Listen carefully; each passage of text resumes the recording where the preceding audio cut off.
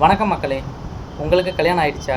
இன்னும் நீங்கள் அப்பா அம்மா ரேஷன் கார்டில் தான் இருக்கிறீங்களா? உங்களுக்கும் தனியாக ரேஷன் கார்டு அப்ளை பண்ணணுமா? அதை பற்றின ஃபுல் டீட்டெயில் தான் சொல்ல போகிறேன். இதில் ஃபஸ்ட்டு உங்களோட பேரை ரிமூவ் பண்ணணும் உங்களோட அப்பா அம்மா கார்டிலேருந்து.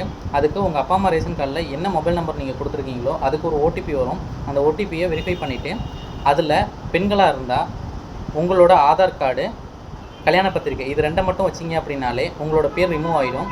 இதே ஆண்களாக இருந்தால் இவங்க அப்பா அம்மா கூட இல்லை, தனி கொடுத்தனம் இருக்காங்க அப்படிங்கிறதுக்கு ப்ரூஃபாக, அட்ரஸ் ப்ரூஃபாக கேஸ் பில் மட்டும்தான் வைக்கணும். நிறைய பேர் வருவாங்க நம்ம கடைக்கு, வீட்டு ரசீது வைக்கலாமா, இபி பில் வைக்கலாமா அப்படின்லாம் கேட்பாங்க. அதெல்லாம் not allowed. Only gas bill மட்டும்தான் நீங்கள் தனியாக குடியிருக்கீங்க அப்படிங்கிறதுக்கு ப்ரூஃபு. அதனால் நீங்கள் உங்கள் வீட்லேயே மாடியில் இருந்தீங்கனாலுமே செல்லாது.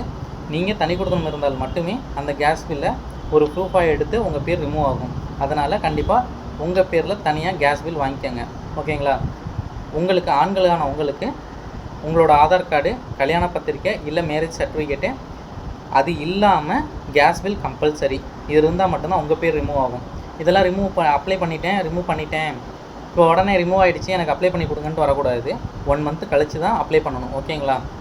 1 மந்த் கழித்து உங்களுக்கு புது கார்டு அப்ளை பண்ணோம் அப்படின்னா அதுக்கு உங்களில் யாரை, உங்கள் ஹஸ்பண்ட் அண்ட் ஒய்ஃபில் யாரை குடும்பத்தில் கொடுக்கணுமோ அவங்களோட ஃபோட்டோ ஒன்று, உங்கள் குடும்பத்தில் யார் யாரெல்லாம் சேர்க்கணும்னு நினைக்கிறீங்களோ அவங்க எல்லாத்தோட ஆதார் கார்டு, அதாவது நீங்கள், உங்கள் ஒய்ஃபு, குழந்தை ஆதார் கார்டு கொடுக்கணும்.